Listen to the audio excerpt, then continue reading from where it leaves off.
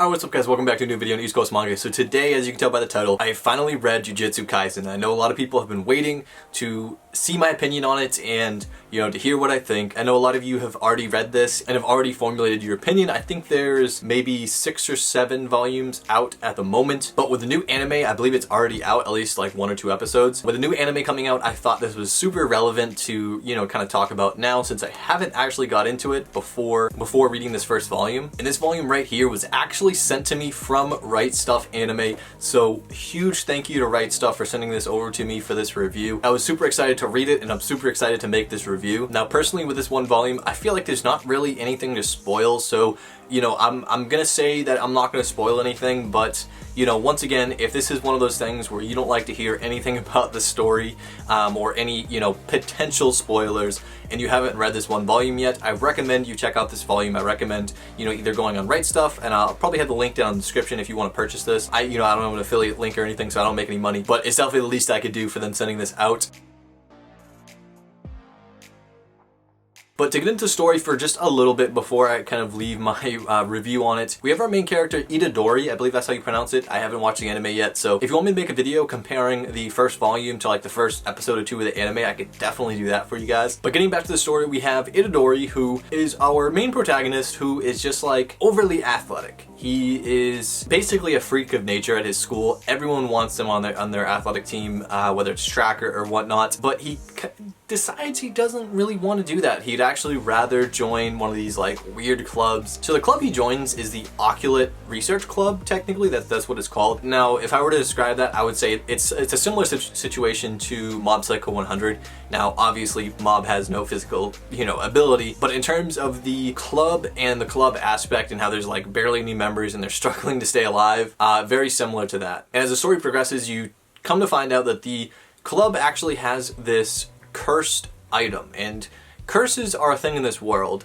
Curses are similar to demons, so this is kind of a similar concept to Chainsaw Man. It kind of picks certain things from those series, and those series kind of pick certain things from each other. It feels like the whole concept with demons and curses is not exactly new, but I do think this manga takes an interesting take on that. So there's curses and then there's cursed objects. So they have this cursed object, which throughout the story we come to find out is actually a finger. It gets unwrapped, and as soon as it gets unwrapped, all hell breaks loose. And right before all hell breaks loose, we do meet our other main protagonist, Fushiguro. I believe I don't know how you pronounce that, but something like that. And he's someone who basically gets rid of and kills curses. So similar to a demon slayer, but he's kind of more like a sorcerer than anything else, but not like your typical sorcerer. Like, he's high school aged, or, similar age as our other main protagonist, who is, they're all in high school. But they use this sorcery, at least it seems like to me, sorcery,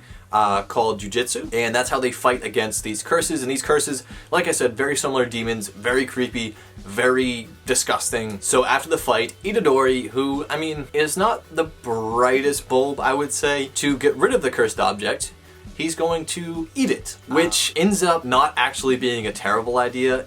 Typically it would be. So typically your body wouldn't be able to contain the curse's power, and you would die. But once every 1,000 years, someone is able to consume these cursed objects and live. And we come to find out that the cursed objects is actually one of the most powerful demon. Essentially, it's 10 of the demon's fingers. It's a strange concept, and it's really something where when you start reading it, you start to understand, but it's kind of difficult to explain. But long story short, him and the curse or demon become one person, and can kind of flip-flop back and forth, but he's able to control it, and he doesn't want to give power to the demon because things would not go well. And then the story goes from there. They decide that they need to find the 9 other pieces, I believe it is, and once all 10 fingers are found, they're going to execute Itadori, the main protagonist, because that's the only way to completely get rid of the cursed objects and the curse. So I won't get too much more into the story than that. I will say the ending left off with a really, really nice cliffhanger. I do enjoy that.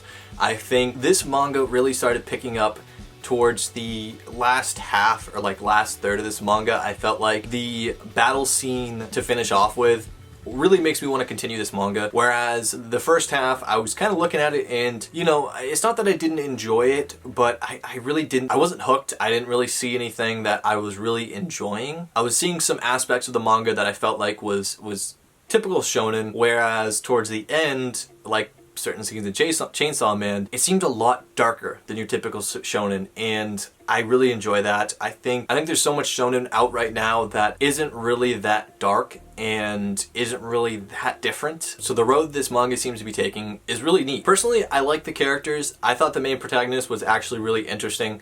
A lot of the manga that we get, the main protagonist, if he becomes more powerful, he usually starts off super weak. Like, an example would be like Deku, who started off super weak and now is very strong. This manga actually started off with the protagonist actually being pretty popular and pretty strong, like really strong. So it's interesting to see a normal kind of OP person turn into this, you know, developing OP curse, I guess you could say. Now I am interested in the comments to see what you guys think of people who have read, you know, pretty far into Jujutsu Kaisen and people who have read pretty far into Chainsaw Man, because I'm not gonna lie, very similar concepts, and you have two main protagonists who are half human, half demon, half human, half curse. So obviously there's things that are different about each manga. It's totally different stories. Even the concept, there's certain things that are, you know, obviously very different and varying, but just in terms of the storytelling and stuff like that, I'd love to know what you guys think. And I know Chainsaw Man just released, so there's a bunch of hype for that, just like when Jujutsu Kaisen released, so hype aside, I'd love to hear your opinion. Personally, I thought this was a pretty good start. Like I said, the last third, I think, is, you know, segueing into potential really good story. I think there's a lot of routes you can go, you know, just in terms of you know, also introducing the Jujutsu high school. There's definitely some things that could come from there. I also think our other two main protagonists are pretty interesting. Fushiguro and his boss, I can't remember his name off the top of my head, but his boss also seems